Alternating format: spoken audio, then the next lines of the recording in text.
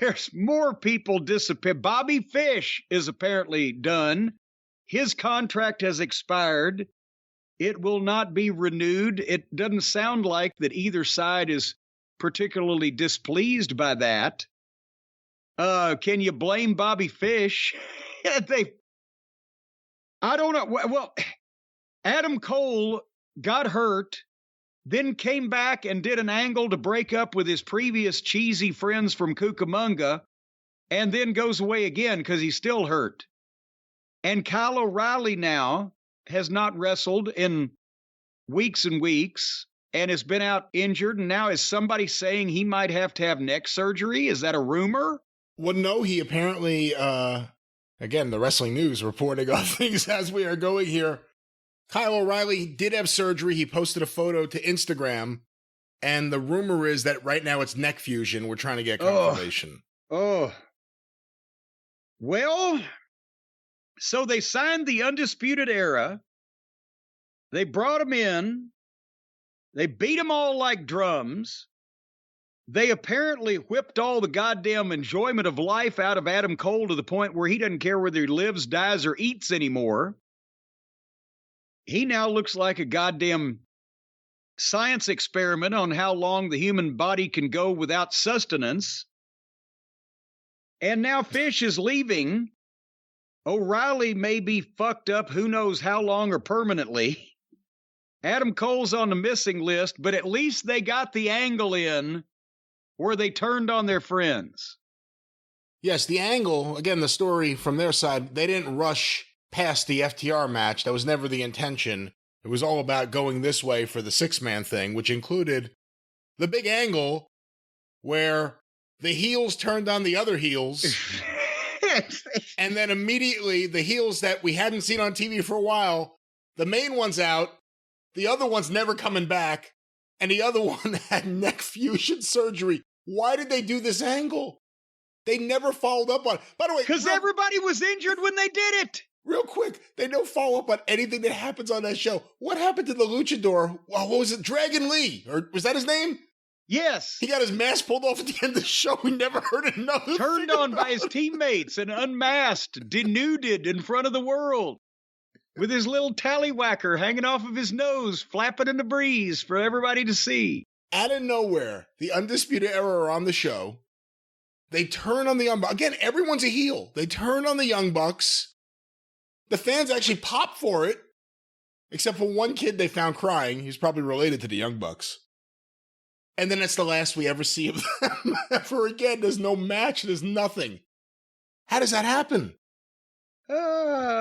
Because the alternative would have been that the Hardley Boys would have had to had that rubber match with FTR and put them over.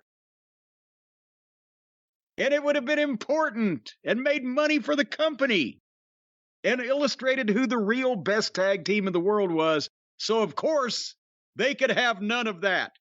They will, however, go out and make sure that all of their friends in the journalism world spread the story that, oh, absolutely, that had nothing to do with it. No, that's completely untrue, which is why that you can take it to the bank that it's true, because they've been having so many of their friends try to fucking say that it's not.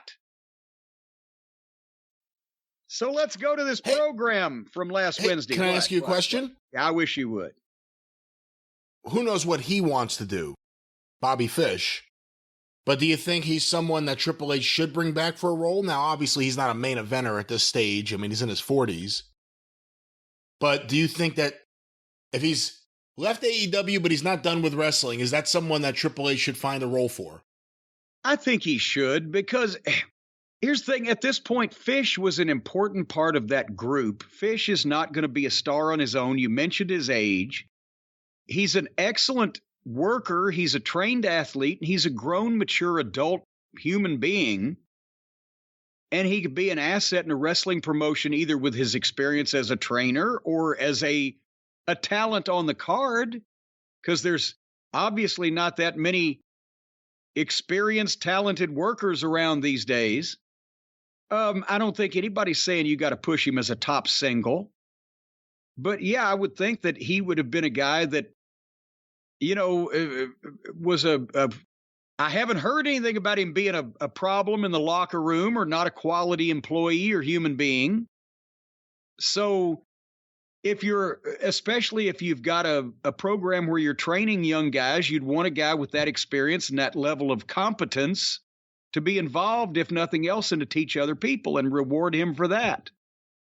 But again, while they had a group that was together and was over, they get 3/4 of the group and literally dropped the ball on every single one of them, to the point where even before they injured themselves in this environment where they were so